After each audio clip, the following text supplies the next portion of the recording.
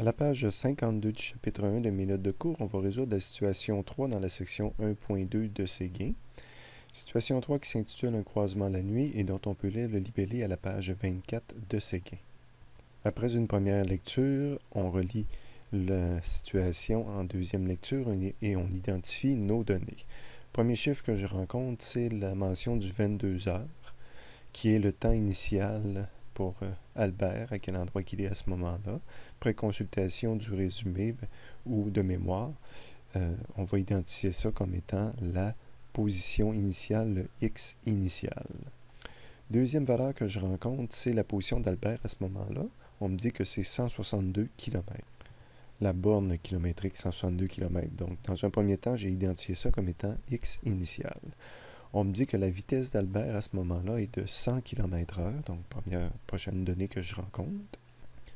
Donc, dans un premier temps, j'aurais eu le réflexe d'identifier ça comme v est égal à 100 km/h. J'aurais peut-être ajouté que c'était une vitesse constante.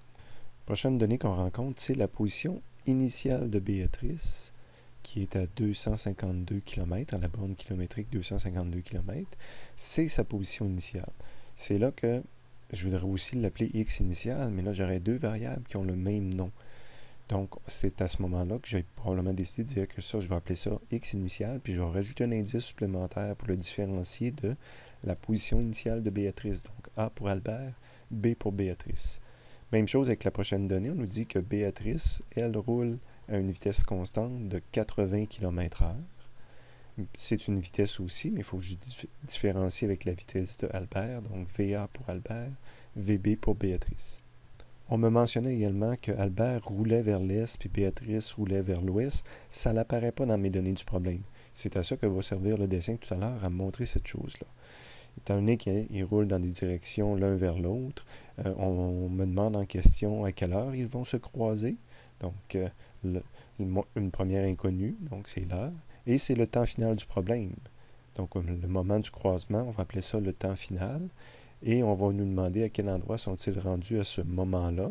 C'est la position finale de Albert, qui est inconnue, et qui va être la même position que Béatrice. Donc, x final A inconnu, x final B inconnu, mais c'est la même position. Donc, une façon d'indiquer là, que ça me donne une donnée supplémentaire, mon inconnu, mais en même temps, il faut que x final de Béatrice soit égal à x final de Albert. J'aurais pu aussi, étant donné que c'est une égalité, appeler ça tout simplement x final. Maintenant, la représentation, qui est strictement nécessaire pour faire la différence, qu'ils s'en vont un vers l'autre.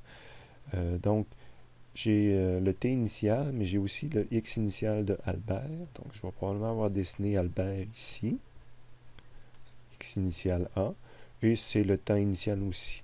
En même temps, j'ai sa vitesse initiale de Albert vers l'est. Donc, je vais avoir dessiné un vecteur. Puis, je vais appeler ça VA. J'arrive à x initial Béatrice. Je vais probablement l'avoir mis ici. Évidemment, ça, c'est le temps initial aussi. Donc, à date, j'ai tout identifié ces choses-là. VB, c'est vrai, Béatrice roule dans l'autre sens. Prendre note que j'avais un 100 et un 80. Donc, j'ai fait un vecteur ici qui est plus long que celui-là ici. Ils ne sont pas strictement, rigoureusement à l'échelle, mais au moins, ils ont une grandeur relative qui tient compte du 100 et du 80. Il y en a un qui est plus grand que l'autre. Jusqu'au VB, c'est identifié. T final, X final, ben, c'est lorsqu'ils vont se frapper. Donc, pas se frapper, mais se croiser. Donc, j'ai une seule position. Les deux points vont être rendus au même endroit. Évidemment, j'ai mis le point plus proche de Béatrice, parce que si le vecteur VA est plus grand, ben, Albert va avoir le temps de parcourir plus de distance. Ici, ben, j'avais rajouté, c'était pas mentionné dans les données, donc c'est du supplément. J'ai un delta T pour que Albert passe de là à là. Et j'ai le même delta T pour que Béatrice passe de là à là. Donc, une cote là, pour montrer le delta T. Je suis maintenant rendu à l'étape d'identifier mes lois, formules de physique qui vont me permettre de résoudre mes inconnus. Point d'interrogation sur T final. Donc, puis je regarde aussi qu'est-ce que je connais en termes de données. Donc, on va aller voir dans le résumé qu'est-ce qui peut nous aider. Résumé du chapitre 1. Donc, je cherche le T final que j'ai ici. Si je regarde directement après ça, avoir le T final, je ne l'ai pas nulle part ailleurs. Donc, je vais utiliser cette formule-là. De retour à mon problème, c'est ce que j'ai transcrit ici. Donc, delta t est égal à t final moins t initial. Prochaine étape, je vais mettre des chiffres là-dedans si je peux. Delta t est égal à t final moins 22. Donc, j'ai une équation ici et deux inconnus. Quand j'arrive à cette conclusion-là, je me dis que ça me prend une autre loi, formule de physique, là, qui ferait apparaître, là je voudrais avoir un chiffre ici, ce qui me permettrait de trouver la valeur de t final. Donc, il faut que je trouve une équation de physique qui va me permettre de calculer le delta t. De retour au résumé du chapitre 1, je l'ai ici, mais ça c'est celle que j'ai utilisée. Delta t en fonction d'autres delta t, ça ne me semble pas correspondre à ce que j'ai dans mon problème. Il n'y a pas de delta t dans L, pas de delta t. Il y en a ici. Cela aurait été possible de résoudre en utilisant l'une ou l'autre de ces équations-là. C'est pas ce que je vais avoir choisi de faire, parce que comme j'ai dit, il y a toujours plus qu'un chemin, là, mais ça aurait été possible d'y arriver à partir de ces équations-là. Je continue à descendre. Évidemment, à la fin, ça, c'est pas pertinent. Ça ne correspond pas à mon genre de problème. Il y a les formules ici qui auraient pu être utilisées, mais que j'ai pas fait mettre en jaune. Dans le sens que je cherche le delta t, les vitesses sont données, puis j'ai au moins une des deux données-là qui est donnée, la position initiale. C'est sûr que les deux ne sont pas donnés. J'aurais aimé ça que les deux soient donnés. J'avais le même problème avec les formules ici. Okay? Donc ça, c'est une formule que j'aurais pu prendre aussi, mais pas en jaune. Je ne l'ai pas mis en jaune parce que quand vous concluez que vous devriez prendre cette formule-là, je vais vous recommander plutôt, on va aller immédiatement à la deuxième page, même si je ne l'ai pas présentée, d'utiliser celle-ci, qui est pratiquement similaire. Hein, c'est écrit la même chose, sauf qu'au lieu de Vx, sur l'autre, c'était écrit vitesse moyenne selon x.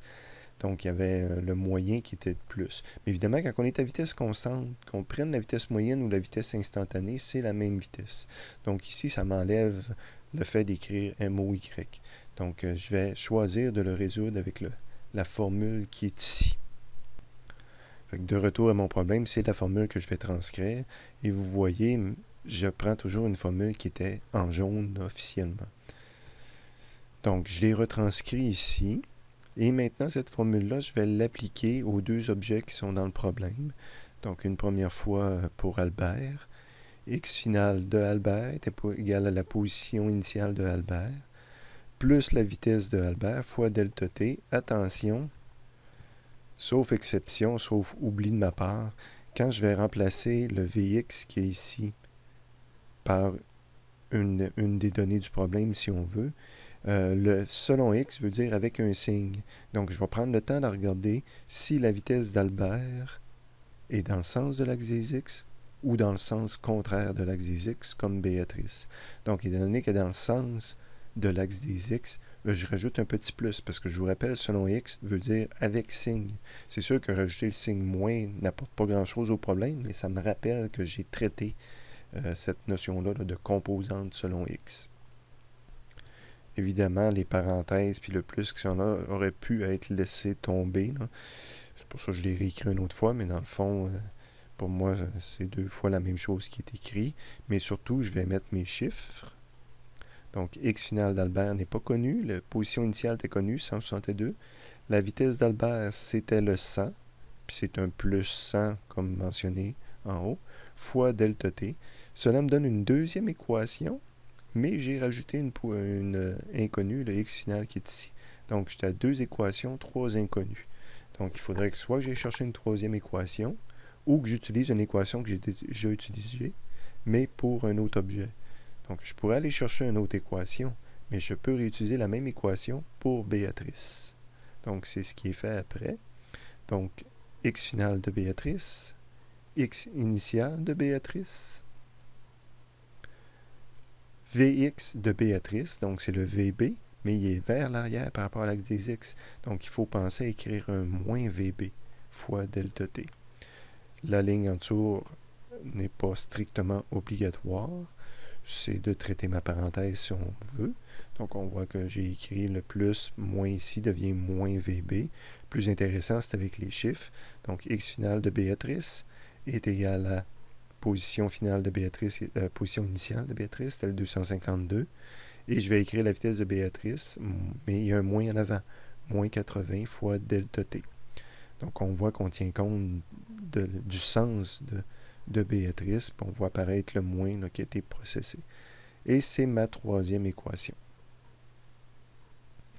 Malheureusement, avec une inconnue supplémentaire, donc 3 équations, mais 4 inconnues. Donc, pour moi, physiquement, il n'est pas purement terminé. Quoique, il faudrait que je monte à 4 équations, 4 inconnues. Ben, il y a une équation de cachée dans les données du problème ici, que x final est égal de Albert est égal à x final de Béatrice, qui avait la même position finale. Donc, si j'écris cette équation-là, je suis rendu à 4 équations, 4 inconnues. Physiquement, pour moi, tout est là, il reste des mathématiques à faire. Il est donc possible d'utiliser une calculatrice scientifique et de programmer les 4 équations qui sont en vert, ici directement dedans, et d'obtenir notre réponse. Ou encore de faire des manipulations des équations. Mais comme je vous mentionne, tout ça, c'est des mathématiques d'une façon ou d'une autre. Je fais apparaître ma calculatrice scientifique là, pour vous prouver que mon problème, tant qu'à moi, est défini. Donc, première équation, delta t est égal à t final moins 22. Deuxième équation, x final de Albert est égal à 162 plus 100 fois delta t. Troisième équation, x final de Béatrice est égal à 252 moins 80 fois delta t. Et quatrième équation, x final de Albert est égal à x final de Béatrice. Je demande à la calculatrice de résoudre ça et j'obtiens toutes mes réponses. Ce qui est montré en bas ici, donc la calculatrice me retourne toutes les réponses. Mais je vous rappelle, pour moi, le problème était fini. Si je vous demande la réponse, vous me donnez 4 équations en vert, c'est complet. Si je vous demande le développement complet, vous vous rendez jusqu'aux équations en vert avec l'identification des données, le schéma. Vous avez la bonne réponse également. Et en bas, ben, ce qu'on a, c'est des mathématiques. Si quelqu'un veut le résoudre mathématiquement, ben, c'est les 2 réponses qu'on obtiendrait. Ce que je mets en rouge, dans le fond, c'est vraiment la meilleure réponse, la plus complète qu'on pourrait donner pour les gens qui programment. J'ai été un programmeur longtemps. Si on me demanderait d'implanter ça dans un ordinateur pour une utilisation fréquente, ça serait les équations en rouge que j'utiliserais pour programmer mon logiciel. Donc, en suivant les instructions, quelqu'un qui s'intéresse vraiment à la partie mathématique, toutes les personnes qui seraient intéressées, entre autres, par les sciences appliquées, sciences informatiques, les mathématiques, on peut suivre là, les étapes à l'aide des mentions que je fais référence au numéro d'équation, etc.